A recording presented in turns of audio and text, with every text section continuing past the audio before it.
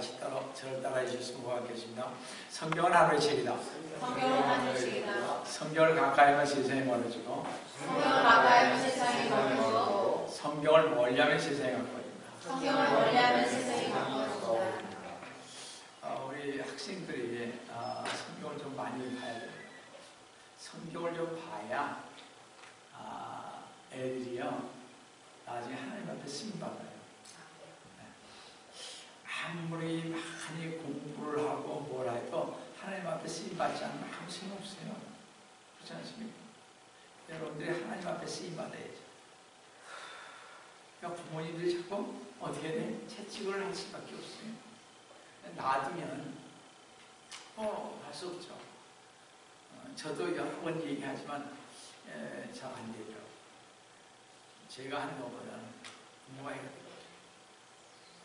오늘도 주님 안에서 여러분과 함께 은혜의 말씀을 나누려고 하는 것은 아까 본격적인 하나님의 말씀인 킹제임스 성경 사무엘하 6장 1절에서 23절에서 하나님의 마음에 맞는 사람 다윗왕 강의 23번째로서 법궤를 예루살렘으로 옮기는 다윗왕이라는 제목으로 이 시간 은혜를 나누려고 합니다. 다윗이 왕위에 올라 제일 먼저 한 일은 예루살렘을 수도로 정하는 일이었음을 지난주에 봤습니다.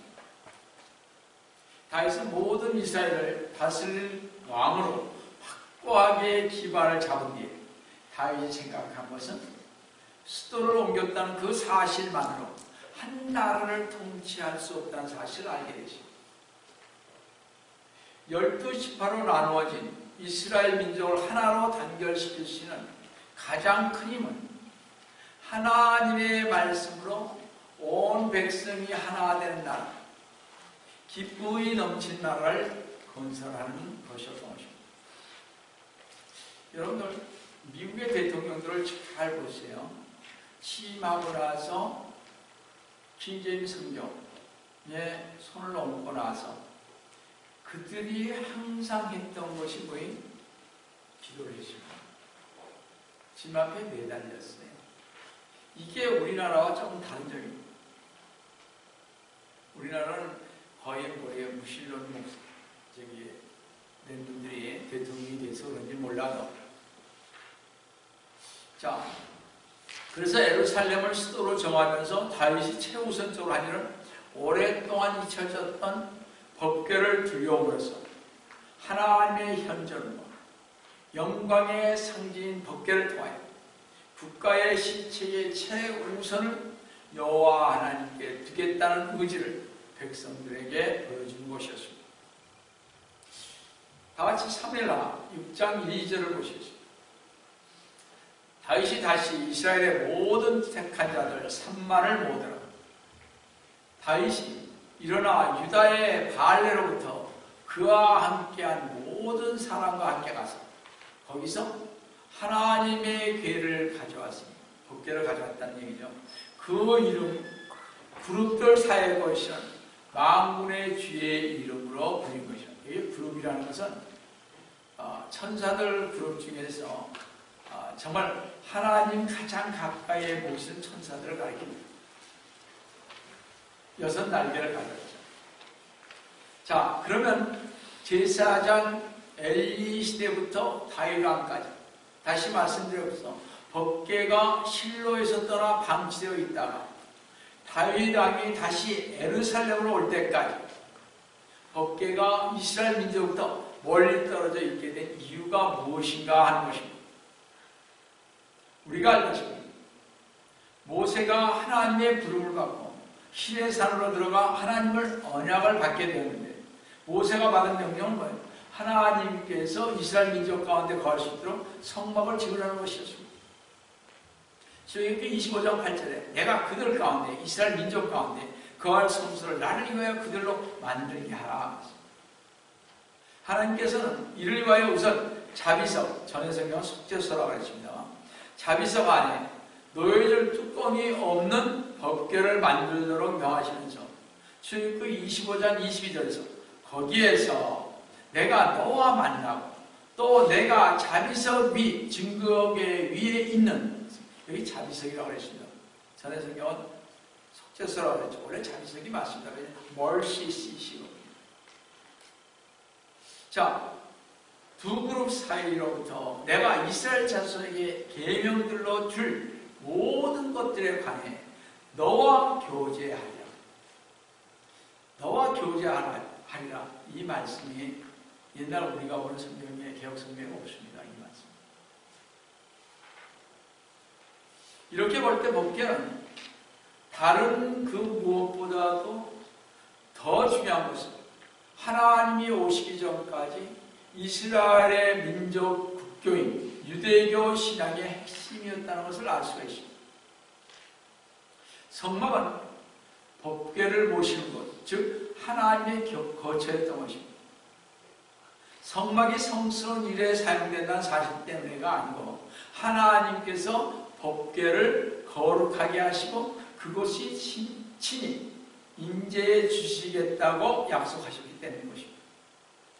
그런데 이스라엘 백성이 하나님의 뜻을 저버리고 우상 숭배에 정신이 빠지고 제사장들은 자신의 본분을 다하지 못하게 되자 한때 법궤는 엘리 제사장 당시 필리스티안에게 빼앗긴 적이 있었던 것입니다. 그러므로 법궤가 실로에서 없어지게 된 것은 이스라엘 민족에는 크나큰 징벌과 마찬가지였습니다. 즉 이 사건은 단순히 귀하게 여기던 보물을 전쟁의 와중에 아깝게 잃어버렸다는 정도로 생각할 일이 아닌 것인데 법궤의 상실은요 이스라엘 민족에게 돌이킬 수 없는 심판, 즉 모든 은총의 구원이신 하나님의 축복이 중단됨을 의미하는 것입니다. 즉 법궤가 떠나버렸다는 것은 하나님께서 이스라엘 민족을 버리신 것이나 마찬가지의 의미를 내포하는 것인 것입니다. 법궤가 없는 성막은 알맹이가 빠진 조개 껍질처럼 공허할 수밖에 없습니다. 제사장들은 하나님께서 임재하시다는 성막에서 의미 없는 제사를 드릴 뿐입니다. 따라서 법궤를 방치하는 것은 결국 하나님께서 이스라엘 민족에게 친히 나타나시지 않겠다고 작정하신 거나 다름이 없다는 것입니다. 참 중요한 것입니다. 이렇게 방치된 법궤가 하나님으로부터 버림받은 이스라엘 처다 사울이 폐위되고 오직 여호와만을 따르는 새왕 다윗이 등장하며 법궤가 다시 방치되지 않고 법궤를 모셔왔다는 것입니다. 첫 번째로 법궤를 예루살렘 성으로 옮기는 다윗 왕과 백성의 한번 모습을 보겠습니다. 사무엘하 6장 3절을 보시면요. 그들이 하나님의 궤를 새 수레에 싣고 기브아에 있는 아비나답의 집에서 가지고 나왔습니다. 아비나답의 아들 우사와 아히오가 새 수레를 몰더라. 이스라엘은 죽은 국가와는 달리 법궤 안에 담겨있는 계명으로 국가의 기초를 삼아 말씀으로 사는 하나님의 거룩한 백성입니다. 여러분 법궤 안에 뭐가 들어있다고 했습니까? 만나, 또 십계명, 또 아론의 상만지명, 그렇죠? 그러면 다윗은 법궤를 국가의 상징으로 삼고 하나님의 말씀을 통치 인형으로 삼았던 것입니다. 또한 하나님을 함께 예비함으로써 뿔뿔이 나눠지신 12지파를 하나로 모으고자 한 것입니다. 그래야 다윗은 예루살렘을 정치적인 면뿐만 아니라 종교적인 중심지가 되게 하려는 것입니다. 법궤를 다윗성으로 옮겨오는 일은 백성들과의 합의를 거쳐 이루어졌으며 의심할 것 없이 다윗의 이러한 행동은 온전한 마음과 하나님을 향한 간절한 열망과 열정적인 하나님 안에서 즐거움으로 하였던 것입니다. 사무엘하 6장 5절을 보시면 얼마나 그들이 즐거워했는지요. 그때 다윗과 이스라엘 온 집이 전나무로 만든 여러 악기, 즉 하프와 솔터리와 탬버린과 훌라팔과 심벌주로 주 앞에서 연주하더라고 했습니다. 모든 백성이 약 70년 만에 돌아오는 법궤를 봤습니다. 이 70년 만에 돌아왔으니 얼마나 오래됐어요, 그렇죠? 블레셋의 권세가 우세했던 20년 거기 있었습니다. 또 사울왕의 통치 40년 있었습니다. 그 10년 있었습니다. 뭐예요? 다윗이 어디에 있었어요? 헤브론에서 왕으로 7년만 있었죠. 그 다음에 이거를 이스라엘에 정하고 나서 모시겠습니다. 10년입니다. 그래서 70년 동안 방치되었던 하나님의 계획이었습니다. 엄청 오래 있었죠. 그죠? 자, 이제 다시 하나님의 축복이 법궤를 모시고 오므로 말미암아 내릴 것이 틀림없다고 생각을 해야 되는 것입니다. 하나님께서 시온의 왕으로서 임하시고 예루살렘에 거하게 되셨으니 이스라엘 백성들이 얼마나 기뻐했겠습니까? 그러니까 그들은 춤을 추고 주악에 맞춰서 법궤를 모시고 왔던 것입니다. 이제 하나님은 다시 이스라엘의 거처를 삼으시고 이스라엘 전역의 사랑과 은총과 은혜를 아낌없이 주실 것이니 얼마나 이 백성들의 찬송과 춤이 저절로 나왔겠느냐는 것입니다. 그렇죠? 우리도 즐거움은 덩실덩실 하잖아요. 즐거움은 얼마나 좋습니까? 어떤 면에서 즐거움은 눈물을 흘리게 되죠. 그죠? 너무 기쁘니까. 제가 이번에 지임으로부터 제4 표식을 받은 그것 때문에 얘기 안 했어요. 너무 감동이 와서 이 폐회 아래 봐라 그랬습니다. 3일씩 금식하면서 너가 7주를 회개로 하나님께 돌렸잖아요. 누가 깨끗하냐? 전 참 감사했어요. 다음은 어디 있지만 자꾸 자랑하는 것 같아서 그냥 넘어가고요. 이렇게 즐거움이 있대. 우리 애들은 그래도 가족한테도 얘기 안 하는 것입니다만. 근데 안타까운 일은요, 이 이스라엘의 소망은 산산조각이 일어나신다. 뭐에서 일어나느냐 한번 보시기 바랍니다. 오늘 보면 6절 7절 한번 보세요. 그들이 나곤의 타작마당에 이르렀을 때 웃사가요 쥐의 개의 손을 내밀어 붙잡았으니 이런 서둘러 인하여 개가 흔들렸죠. 흔들립니다. 7절에 그러나 쥐의 분노가 웃사에게 발하였으니 하나님께서 울사의 실수로 인하여 거기서 그를 치심으로 그가 거기에 하나님의 배 옆에서 죽더라고요. 다윗과 백성들은 법궤를 옮겨오는 일에만 흥분하였지 하나님의 기회를 차분히 살펴보고 그대로 행하는 하나님에 대한 경외심이 없었던 것입니다. 그저 열심만 있고 헌신이 막 있었습니다. 여러분들 잘 생각하셔야 돼요. 열심만 있고 헌신만 있지만 하나님의 말씀에 대한 바른 지식이 없었기 때문에 정한 결과 웃사와 개를 붙들다 그 자리에서 죽었던 것입니다. 왜 이런 결과가 나왔냐면 본문 3절 초반부에 그들이 하나님의 개를 어디에 새 수레에 싣고 한 것을 봅니다. 다윗은 자기의 열심만 생각하고 하나님의 교훈들을 생각하지 아니했습니다. 가장 신경 써야 했을 법궤 운반을 하나님의 지시대로 행하지 못했다는 것입니다. 이것은 하나님의 뜻을 제대로 이해하지 못한 결과이며 마치 다 된 밥에 왜 죄를 뿌리는 것과 같은 어리석은 짓이었던 것입니다. 하나님께서는 법궤를 운반하는 규례를 매우 정확하게 모세를 통하여 가르쳐 줬습니다. 민수기 4장 5절 6절 한번 보세요. 진영이 진행할 때 아론과 그의 아들들이 나와서 덮는 휘장을 걷어 그것으로 증거궤를 덮으십니다. 6절에 그 위에다 오솔이 가죽 덮개를 덮고 그것을 전체가 청색인 천으로 덮어서 그 채들을 어떻게 깨고 했습니다. 법궤 위에 처음에 휘장으로 덮고 오솔이 가죽 덮개를 덮고 청색인 천으로 덮었습니다. 호기심 어린 사람들이 보지 않도록 잘 간수해야 한다는 것입니다. 그런데 다윗은 그 상세대까지는 미처 생각지를 못하였고 그저 열심히 은혜 받고 하나님의 일만 하면 되지 무슨 하나님의 말씀 속의 교훈이 무슨 소용이 있을까 생각했는지 모르겠습니다. 많은 분들은요 지금도 그렇습니다.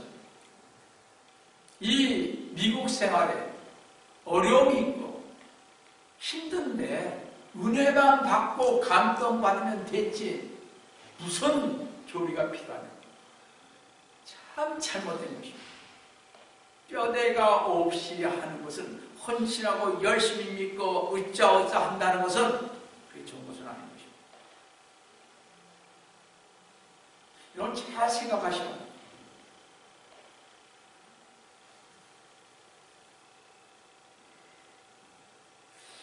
우리 민수기 4장 15절 한번 보십시오.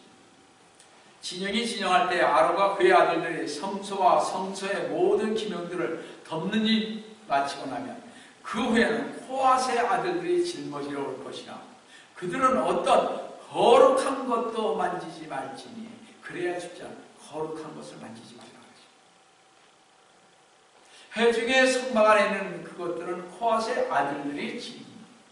분명히 하나님께서는 민수기를 통하여 법궤는 잘 덮어서 그 끝에 채를 끼워서 운반해야 돼. 코앗 자손들의 어깨로 메고 운반해야 한다. 그랬습니다. 여러분 우리나라 임금들이 어떻게 해요? 행차하실 때 이렇게 가발을 메고 가듯이 그렇게 해야 되는 거예요.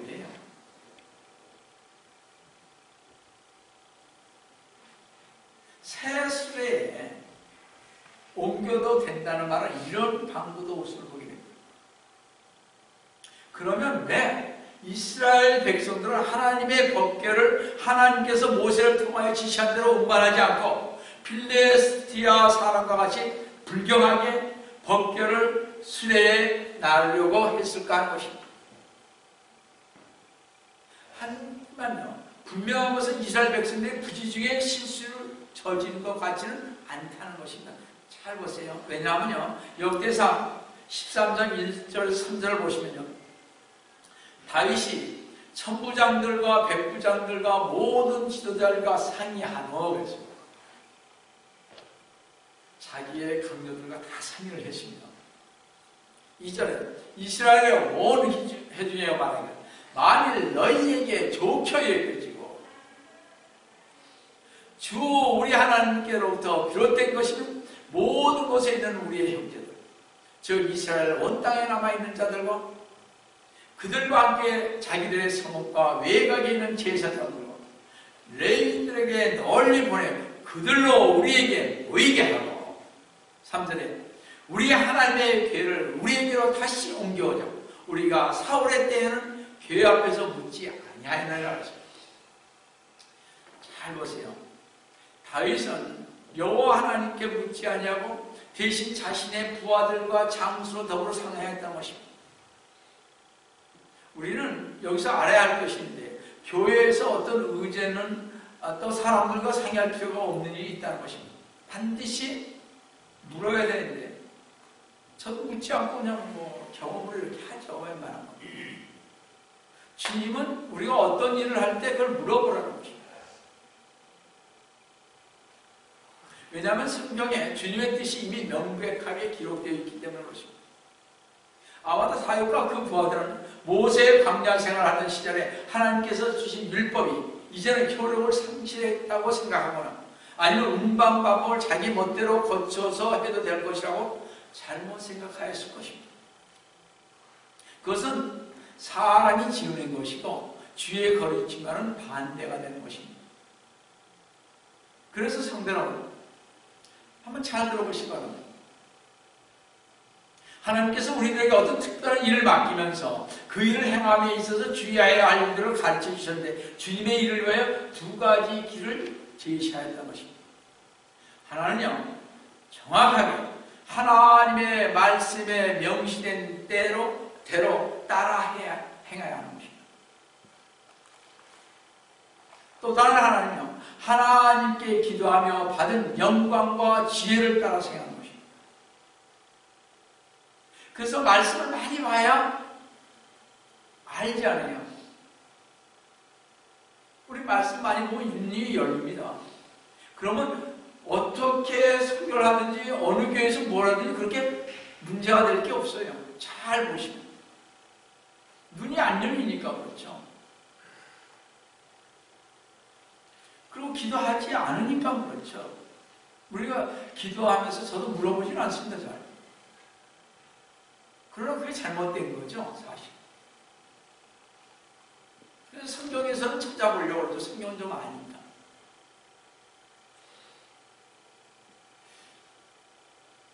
아까 말씀드린 대로 에베소서에 있는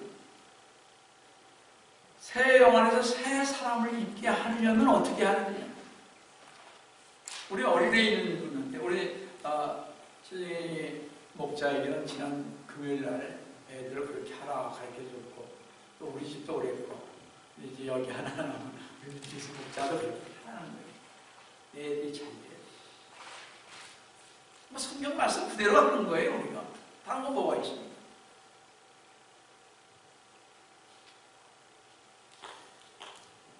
우리가 지금 보듯이요. 여호와 하나님께서 법궤가 거룩한 천으로 덮여야 하며 하나님의 구별하여 선정하신 사람들에게만 맡기셨는데 그래서 고아 자손들만이 어깨에 매여서 운반되어야 한다는 것입니다. 다른 방식은 없다는 것입니다. 그것이 하나님의 말씀에 명시된 대로 하는 것입니다.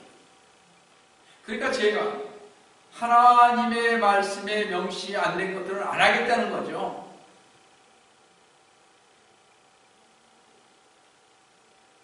많은 분들이 하나님의 말씀대로 하지 않으냐고 교회에서 이 교회에서도 하고 저 교회에서도 하니까 한다. 그건 아닌 것입니다.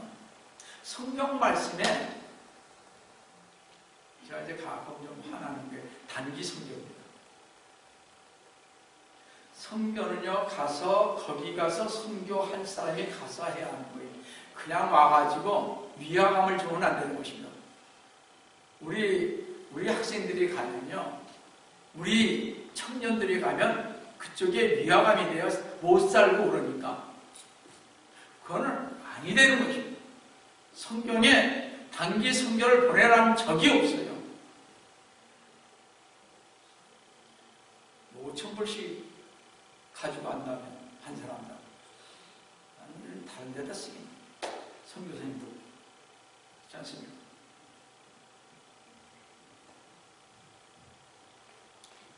아까 말씀드린 대로 수레의 법궤를 싣고 가는 것은 사람의 방식이지 하나님의 방식은 아니라는 것입니다. 요즘에 많은 성도들은 우사처럼 행동을 한다는 것입니다. 우사는 여호와의 법궤를 테이블 장롱 정도로 생각하고 나무와 금으로 입힌 가구 정도로밖에 법궤를 보지 않았는지도 모르겠습니다. 마찬가지로 요즘의 성도들은요, 주 예수 그리스도의 십자가를 그저 나무 토막 정도로만 가볍게 보고 있으며 주 예수 그리스도님의 죽으심을 단순한 순교 정도로 여기고 있다는 것입니다. 우리가 여기에 오는 이유가 뭡니까? 경배를 보는 이유. 하나님께 경배드리러 하시며 어느 앞에서 우리의 죄를 위해서 십자가에 돌아가신 그 십자가의 피를 생각하면서 여기에서 우리는 경배를 드리는 것입니다. 그 앞에서 드리는 거예요.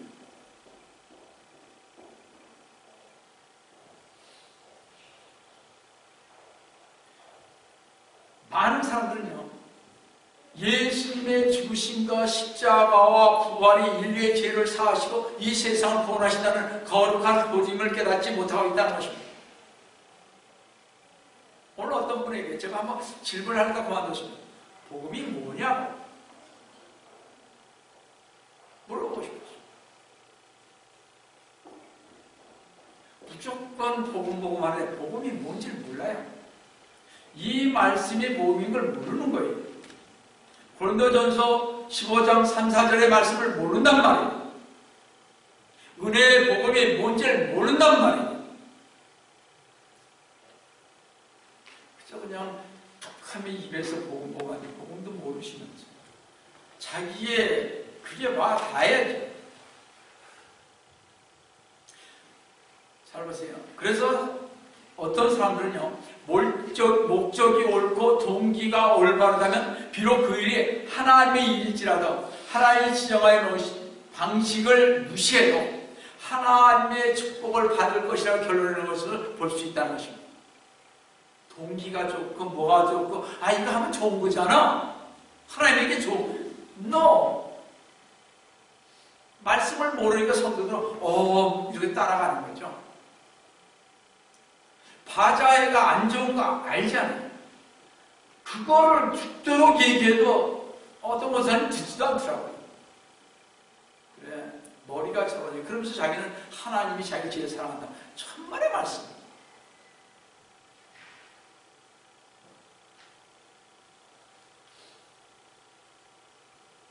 저나 여러분이나 모든 교회는 교회의 자리가 가득 자기를 가지기 바랍니다. 그렇죠? 저도 그래요. 이렇게 있어가지고 뭐 그렇지 않습니까?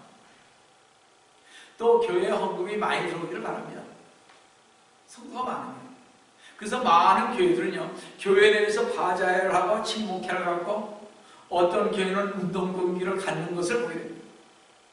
특히 요즘은 교회의 성장을 위해 헌금을 다 많이 오게 성교 헌금을 한다는 명목으로 교회에서는요, 어떻게 성교를 은혜 받으면 또 한다고 해요. 하나님은 그런 헌금을 받겠느냐 이겁니다. 제가 한마디만 더 하고 넘어갈게요.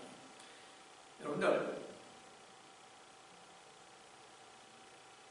마켓에서 술 파는 것을 어그로하는 때 리커스토어에 해가지고 하나님 앞에 헌금하는 거 받겠습니까? 하나님이?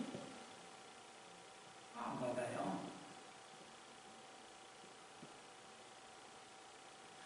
우리가 죄송합니다. 우리 여기서 우리 좀 더 생각을 해봅시다. 우리가 있잖아요. 주님 앞에 올바로 가는 것이, 크리스찬으로서 올바로 가는 것이 그렇게 쉬운 것만은 아닙니다. 크리스찬으로서 크리스찬의 모습을 보이기 위해서는 우리가 해야 할 직종도 달라야 된다는 거죠.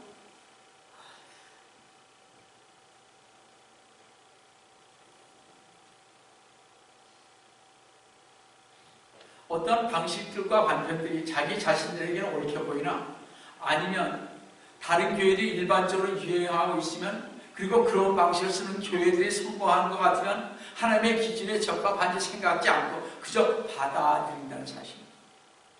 저게 이렇게 성공하는데 저도 하고 싶어요. 옛날에 했으니까 봐줘요. 그러면 사람들이 으쌰으쌰하고 재미있어요. 근데 제가 딱 성경을 보니까 아니니까 안 하는 거예요. 얼마나 재밌는지 아세요? 단결도 잘 돼요. 단기 성경 보려면요, 갈 사람 많아요. 안 하는 거죠. 왜냐면 제가 바보가 아니라 하나님의 말씀이 없기 때문에 안 하는 거죠. 제가 무사를 생각하면서 여러 가지 성경의 말씀도 많습니다만 정말 무사가 얼마나 옳았어요. 그 개가 넘어지는데 그거 잡는 거 당연한 거 아니에요? 어떻게 하나님은 죽이시냐? 동기, 처음부터 그게 잘못됐기 때문에 그런 결과가 나옵니다.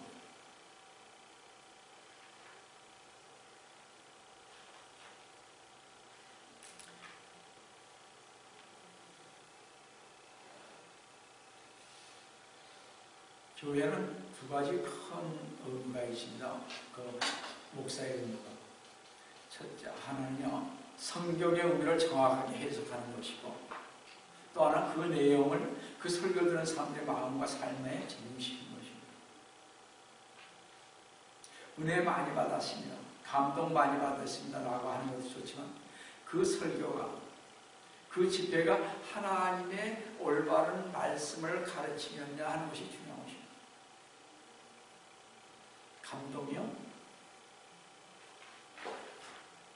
그러니까 옛날에 우리 뭐 전선도 가보셨지만 그 유명한 목사님이요, 한 10만 명 모이다 그랬죠. 그 강사님 오셨는데 완전히 원맨쇼예요. 이거는 저기서 봐도 돼요. 어디죠? 코미디 하는 거. 그거 봤을 때 그 정도로 코미디. 근데 전부 다 은혜 받았습니다. 감동 받았습니다. 그저 좋아가지고. 그건 설교한 게 아니에요. 하나님을 욕되게 하는 거고, 그 목사님은 하나님 앞에 영상을 받기 위해서 금식하며 아마 기도해야 되고 싶어요. 왜냐하면 수많은 사람을 그렇게 하면서 인도했으니까. 말씀은 오간데가고, 각마다 느낌 넣죠. 그건 아니 되는 것입니다. 주님께서 저희들에게 뭐라고 그랬습니까? 모두 하지 말라고요? 빈말 하지 말라고. 그 빈말은 자제합니다. 그만큼 다른데 단에 서서 그거 하시면 안 되는 거죠. 그걸 은혜 받았다, 성도들이 감동 받았다, 이렇게 얘기하시는 건 아니 되는 것입니다.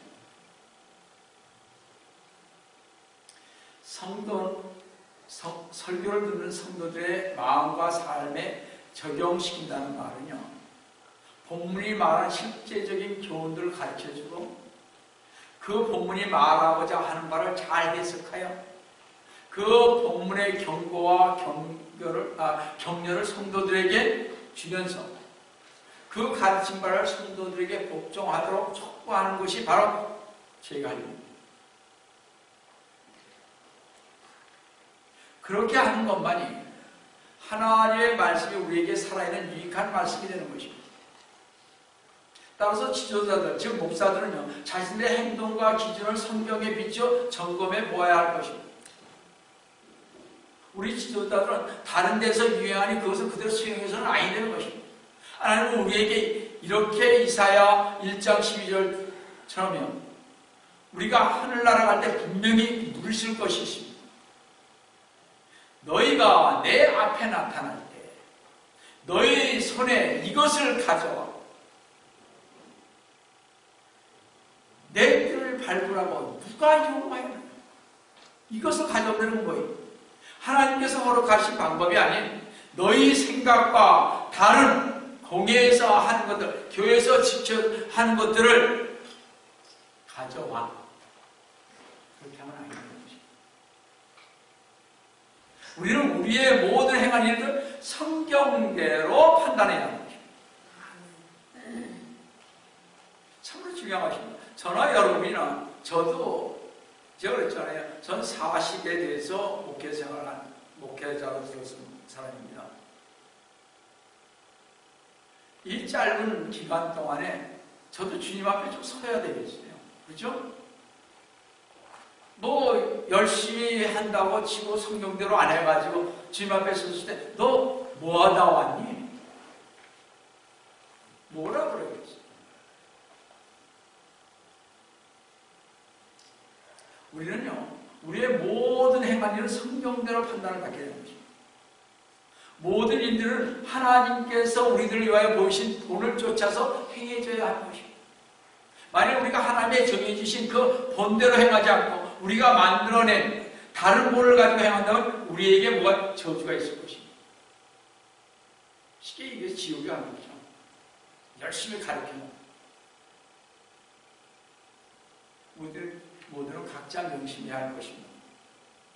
어떤 성도가 아무리 교회를 위해 기발한 아이디어를 생각했다 할지라도 그것이 말씀에 비추어 합당치 아니하면 교회를 위해, 성도를 위해 하지 말아야 합니다.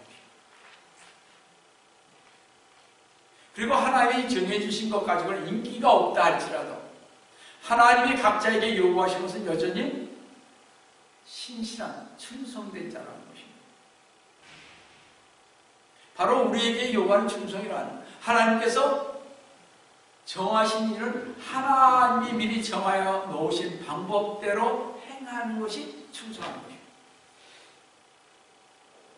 그러니 우리 모두 다윗왕처럼 성경대로가 아닌 편법과 열성과 헌신만으로 하나님을 섬기는 성도들 되지 마시고요. 하나님께서 주신 성경대로 가르침을 받아 행동하는 우리 성도들 되시길 주님의 이름으로 축원드립니다. 두 번째로요, 재시도하여 예루살렘으로 법궤를 옮기는 다윗왕을 한번 보시겠습니다. 우사가 여호와의 계회에 손을 대었다가 죽게 되자 크게 상심했던 다윗왕은 곧 하나님의 뜻을 분명하게 깨닫고 활기를 되찾았던 것입니다. 다윗은 여호와의 법궤를 우사가 죽임을 당했던 곳에 근처에 위치한 오벳 에돔의 집에 운반하도록 하여 거기서 석 달 동안 보관하도록 했습니다. 오벳 에돔은 두려워하지 않고 법궤를 자기 집에 받아들였습니다. 그러자 하나님께서 그러한 오벳 에돔과 그 집에 축복을 한 것을 사무엘하 6장 12절에서 볼 수가 있습니다. 그러자 누군가가 다윗에게 구하여 말하기를 하나님의 궤를 인하여 주께서 오벳 에돔의 집과 그에게 속한 모든 곳에 복을 주셨나이다 하고 다윗이 가서 기쁨으로 하나님의 궤를 오벳 에돔의 집에서 다윗 성으로 가져왔습니다. 오벳 에돔의 집에 법궤를 옮기는 일은 다윗의 불신앙에서 나온 일이었습니다. 이스라엘 어떤 백성도 받아들이기 싫어하는 것을 이방인들이 받을 것을 예언적으로 보여준 사실입니다. 벌써 3000년 전에 말이죠.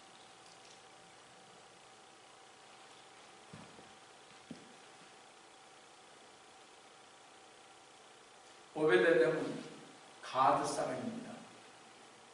필리스티아 사람인데 이스라엘에 거주하는 사람입니다.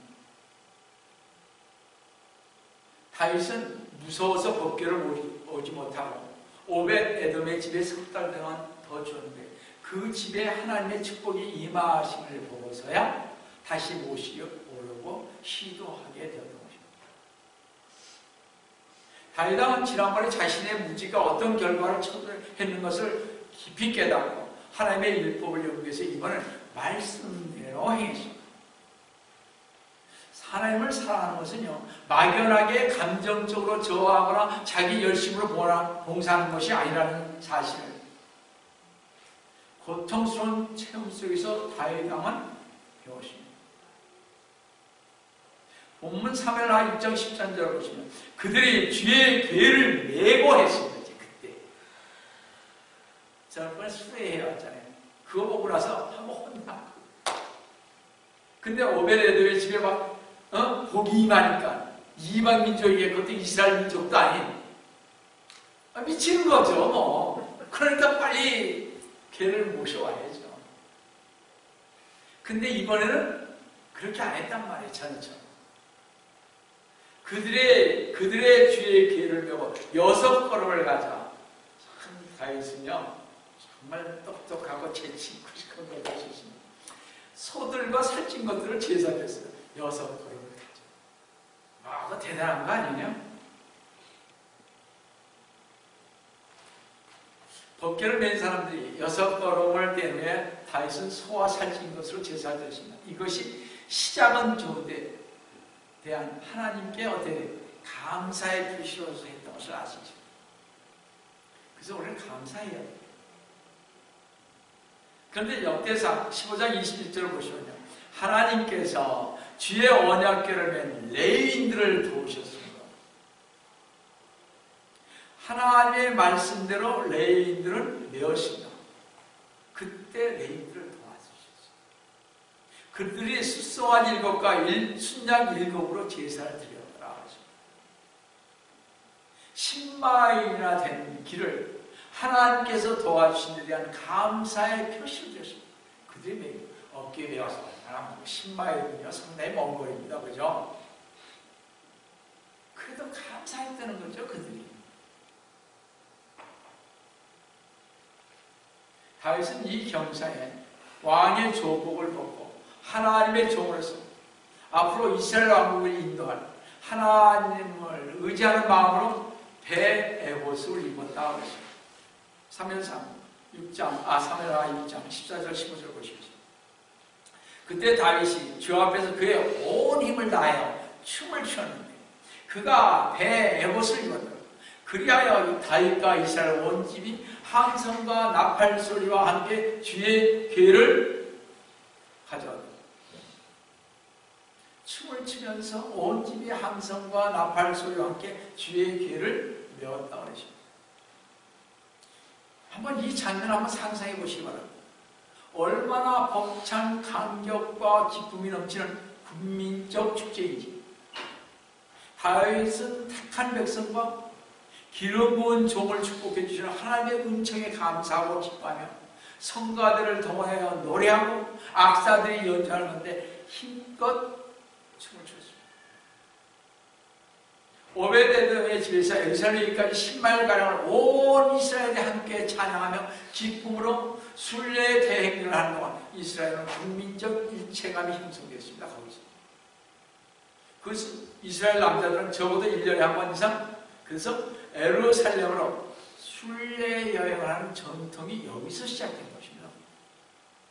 아마도 모든 백성이 다 함께 하나님께 대한 헌신과 민족애를 혼연일체가 되고 기뻐 춤추며 즐거워한 모습은 하나님 나라의 모습이라 할 수가 있습니다.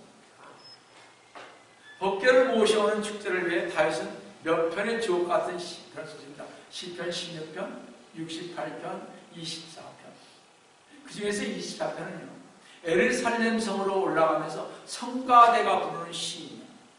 후에는 성전에서 매주 안식일 다음날, 즉 주일 예배 때 불려지던 시였습니다.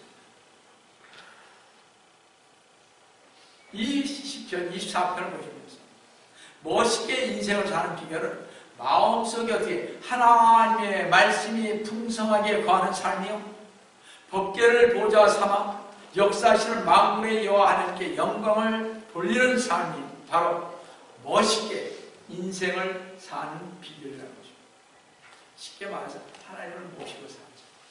우리 주 예수님의 그 십자가의 은혜에 피 흘리시면까지 나의 죄를 사유신 그 주님의 은혜에 감사하는, 그래서 하나님의 성호 우리 주 예수 그리스도의 이름이 땅에 떨어지면 화가 나고 우리 주 예수 그리스도님의 성호를 헐뜯으면 기분이 상하는, 그래서 우리는 주님의 이름, 그 이름만 영화롭게 하는, 그게 요한복음 17장에 나오는 천만입니다. 주 예수 그리스도님께서는 하나님의 이름을 영화롭게 했다고 하십니다. 요한복음에서 기도하시면서 저한테 한 얘기가 요한복음 17장을 다시 말하고 하십니다. 제가 설교했잖아요. 다시 보래요. 너가 어떻게 살고, 여러분, 하나님은 오늘도 내일도 하나님의 풍성한 말씀 속에서 하나님을 영화스럽게 하여 합니다. 영광 돌리는 우리 성도 여러분 되시기를 주님의 이름으로 축원합니다. 다 기도하겠습니다. 사랑의 하나님 아버지, 주님의 은혜를 진심으로 감사드립니다. 웃사의 사건을 통하여서 지금 저희가 무엇을 먼저 생각해야 할지 바르게 가르쳐 주심을 감사드립니다. 주님, 모든 것이 보기에 합당하고 멋지고 아무리 그래도 하나님의 말씀에 어긋나는 것이면 절대 하지 않는, 교회가 하나님의 말씀에 본이 되어서 가는 그러한 저희 교회가 될 수 있도록 주님 함께해 주시기를 원합니다. 오늘도 주님께서 저희와 함께해 주시면 감사하고 주의 손 받들어 감히 기도드립니다.